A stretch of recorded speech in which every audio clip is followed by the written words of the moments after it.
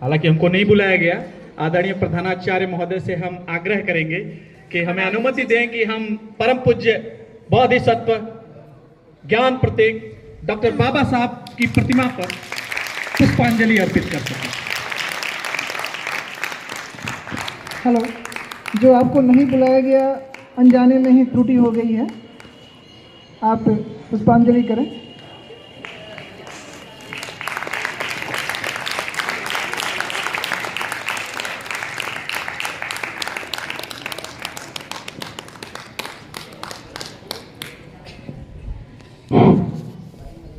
बिल्कुल सही फरमाया हमसे पूर्व के वक्ताओं ने। आज 6 दिसंबर है और आज की तिथि को भारतीय इतिहास में परम पूज्य बाबा साहब के निर्वाण दिवस के रूप में याद किया जाता है। आज बाबा साहब भीमराव अंबेडकर का परिनिर्वाण दिवस है। आज ही के दिन आपका देहावसान हुआ था। आपको भारत भाग्य विधाता, स्वतंत्र भारत के शिल्पकार और संविधान निर्माता के नाम से जाना जाता है और इसका कारण है। इसका कारण यह है कि हमारी आजादी से पहले ही आपने नवोदित भारत का कैसा अस्तित्व होगा इसकी संकल्पना कर डाली थी, इसकी नींव रख डाली थी। 22 जुलाई 1942 से लेकर के 20 अक्टूबर 1946 तक आप वायसराय की एग्जीक्यूटिव काउंसिल में श्रम सदस्य के रूप में कार्यरत थे। उस समय वायसराय की एग्जीक्यूटिव काउंसिल में एक श्रम सदस्य के होने का मतलब यह है जैसे आज प्रधानमंत्री कार्यालय में एक कैबिनेट मंत्री के दर्जे का ओहदा प्राप्त करना। परम पूज्य डॉक्टर बाबा साहब भीमराव अंबेडकर ने उस पद पर सुशोभित होते हुए मुख्य रूप से 3 काम किए। पहला, दामोदर नदी घाटी परियोजना, महानदी परियोजना, हीराकुंड बांध, सोन घाटी परियोजना जैसी 8 नदी घाटी परियोजनाओं का न केवल शिलान्यास बल्कि लोकार्पण आपने अपनी सूझबूझ, देशभक्ति, कर्तव्य निष्ठा से पूरा किया। उस समय तत्कालीन विपक्ष में के नेता थे चर्चिल। उन्होंने हाउस ऑफ कॉमन्स में कहा था कि डॉक्टर अंबेडकर यहां हम लोग जो है द्वितीय विश्व युद्ध में फंसे हुए हैं और डॉक्टर अंबेडकर वहां भारत निर्माण करने में लगा हुआ है। इससे बढ़ करके देशभक्ति का सबूत कोई नहीं हो सकता है।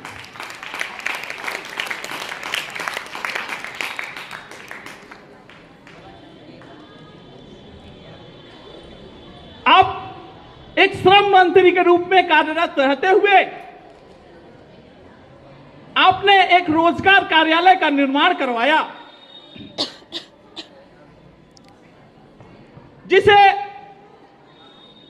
बहुधंडीय नदी घाटी परियोजना, बहुउद्देशीय नदी घाटी परियोजना, जिसे आप अपने सामाजिक विज्ञान के सिलेबस में पढ़ते हैं, अंग्रेजी में जिसको मल्टीपर्पज रिवर वैली प्रोजेक्ट के नाम से जाना जाता है। रोजगार कार्यालय का निर्माण आपने करवाया और इस रोजगार कार्यालय के माध्यम से, शांत रहो बेटा, इस रोजगार कार्यालय के माध्यम से आपने भारतवर्ष में नदी घाटी परियोजनाओं पर काम शुरू करवाया। यह रोजगार कार्यालय नदियों से सिंचाई, नदियों पर बांध बनाना, रिजर्वायर बनाना और उससे विद्युत उत्पादन कराना, इस कार्य पर आधारित था। कभी कभी हम सोचते हैं कि बहुत सारे प्रधानमंत्रियों ने देश के आजादी के बाद जब हमारे पास खाद्यान्न संकट पड़ा तो जय जवान जय किसान का नारा दिया था 1965 में। अगर ये नदियां नहीं होती, इसी नदी घाटी परियोजना की ही देन है तुंगभद्रा परियोजना और भाखड़ा नांगल बांध परियोजना। उस समय पेप्सू राज हुआ करता था।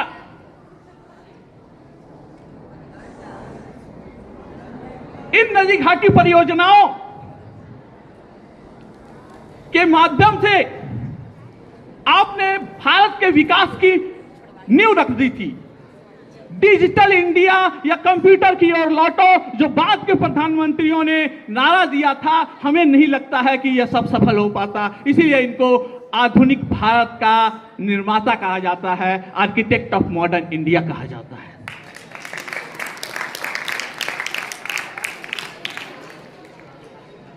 डॉक्टर अंबेडकर काम के 8 घंटे उन्होंने निर्धारित कराए।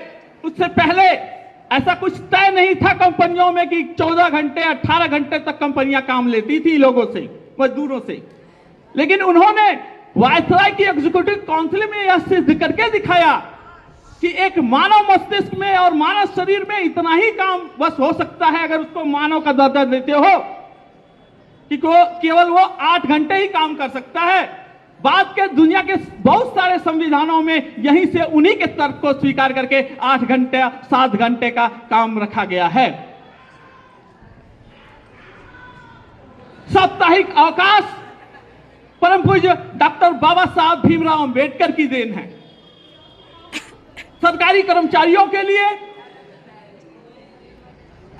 आपने सामूहिक बीमा रखा। आज नए जो जितने भी नए कर्मचारी हो रहे हैं, आप देख लीजिएगा, नया वाला बड़े बाबू दिए हैं फॉर्म 16, उसमें सामूहिक बीमा आपका नहीं कटता है। यह बाबा साहब की देन थी, उनकी दूरदृष्टिता का परिणाम था। सामूहिक बीमा सरकारी कर्मचारियों के लिए, स्वास्थ्य सुविधाएं, साल में 2 बार महंगाई भत्ता,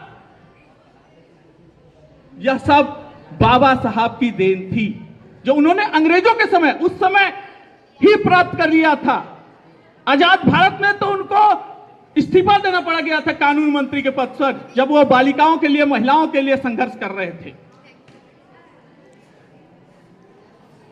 एक श्रम मंत्री के रूप में महिलाओं के लिए आदरणीय मैडम जयश्री ने बिल्कुल सही कहा बेटा, महिलाओं के लिए उन्होंने एक श्रम कल्याण निधि का निर्माण किया।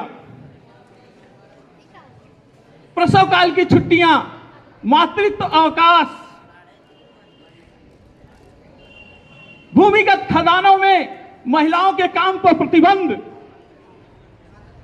बाबा साहब ने बहुत सोच समझ करके एक दूरदृष्टिता अपनाते हुए भारत के भविष्य के बारे में पहले से ही यह प्रावधान हमारे संविधान में कर दिया था। कई लोग कहते हैं कि नकल मार करके संविधान बनाया गया है। 1935 वाला जो भारत सरकार अधिनियम था, उसी को नकल मारा है। अरे महामूर्खऊ, बकलोलऊ, 1935 भारत सरकार अधिनियम वो डॉक्टर अंबेडकर ने ही तैयार किया था। रिजर्व बैंक ऑफ इंडिया बाबा साहब की सोच की उपज है।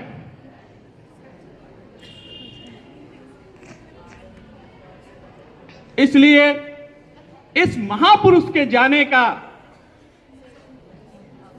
सबको बहुत बहुत दुख होना चाहिए।